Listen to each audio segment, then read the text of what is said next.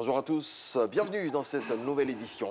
Ça y est, c'est fait. La campagne de vaccination contre le coronavirus est lancée en Côte d'Ivoire. Elle a démarré hier par les autorités, notamment le ministre d'État Patrick Achi, les ministres Raymond Goudou Kofi et Mamadou Touré, ou encore le chef d'état-major des armées. On fait le point avec Salimatou Dia.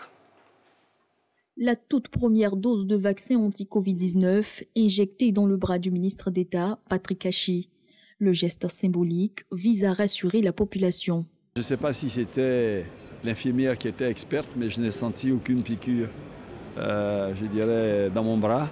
L'exemple sera également donné par les ministres. Celle qui va recevoir ses premières doses, d'être rassurée.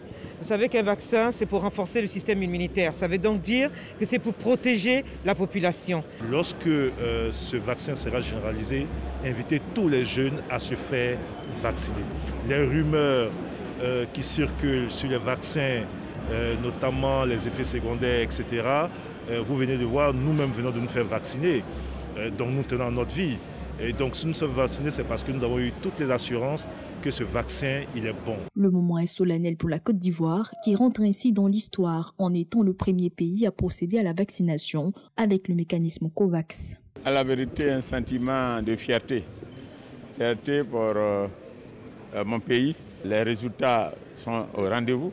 Aujourd'hui, la Côte d'Ivoire est tout de même reconnue comme étant l'un des pays qui a le mieux géré cette pandémie à coronavirus. 10 jours de vaccination sur le site du parc des sports de Treichville.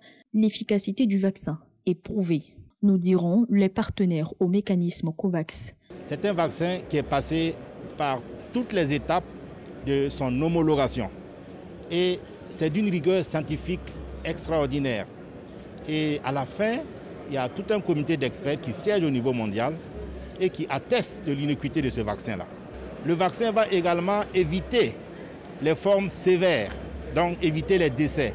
Ce sera important que nous formons toutes les agences de santé pour qu'ils puissent être les premiers ciblages et expliquer aux populations pourquoi c'est important de faire la vaccination. Aujourd'hui, on commence à montrer qu'on tient notre promesse d'équité vaccinale, d'équité face à cette pandémie, que personne ne soit laissé sur le côté. Que l'on vaccine toutes les populations vulnérables partout là où elles sont. Gratuite et volontaire, l'État invite les populations à la vaccination. Donc un appel à toute la population à venir se faire vacciner progressivement sur les lieux qui auraient été indiqués à l'appel du ministère de la Santé, pour que le plus rapidement possible le processus de contamination puisse s'arrêter et que la vie normale puisse reprendre. 69,3% de la population totale est la cible de cette campagne de vaccination. 5e jour de campagne aujourd'hui pour les législatives du 6 mars prochain. Les candidats sont bien présents dans les rues pour convaincre les électeurs. Le jeu de séduction a démarré le 26 février dernier pour s'achever le jeudi 4 mars prochain. Pour la première fois depuis 10 ans, la branche du Front populaire ivoirien, FPI, de l'ancien président Laurent Gbagbo, présentera des candidats sous la bannière d'une coalition de partis appelés Ensemble pour la démocratie et la souveraineté, EDS. Éduquer la population aux médias et à l'information, la campagne de sensibilisation et de lutte contre les fake news a posé ses valises à Abobo. C'est une initiative du réseau des professionnels de la presse en ligne de Côte d'Ivoire, REPRELSI, qui entend sillonner plusieurs communes et villes du pays. Didier Nguessan. Sensibiliser la population contre les fausses informations dites fake news. Le réseau des professionnels de la presse en ligne de Côte d'Ivoire, REPRELSI, lance une caravane. Première étape, la commune d'Abobo, quartier Banco-Anador. Les journalistes Élisée Boloube et Mamadou Kébé forment les participants sur les outils et techniques de vérification de l'information. En tant que professionnels de la communication, surtout du segment en ligne, nous avons un rôle important à jouer, à apporter notre contribution pour, n'est-ce pas, le retour de cette cohésion au sein de la population. Et cela passe par la formation, parce que quand on est mieux formé, on a les outils en main, on peut soi-même vérifier ces informations pour s'assurer qu'elles sont l'émanation d'une source crédible et donc capable d'être partagée sans aucune crainte.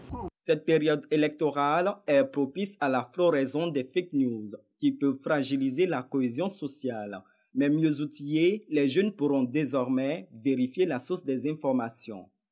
Elle nous a permis de ne plus envenimer les situations, de connaître qu'à partir de cet instant, dès qu'on reçoit une information, il faut qu'on aille vérifier cette information par le Twitter, par le TinEye, par Google Images. Après votre exposé, d'autres se sont dit, ah attention maintenant, dès que je reçois un message par WhatsApp, avant d'appuyer sur partager, je dois faire attention car j'ai la clé de ma cellule en main. La caravane des professionnels de la presse en ligne est annoncée à Dabou, Bonois et Yopougon. Retour de l'information à 7 h. Merci à toutes et à tous de nous avoir suivis. Merci.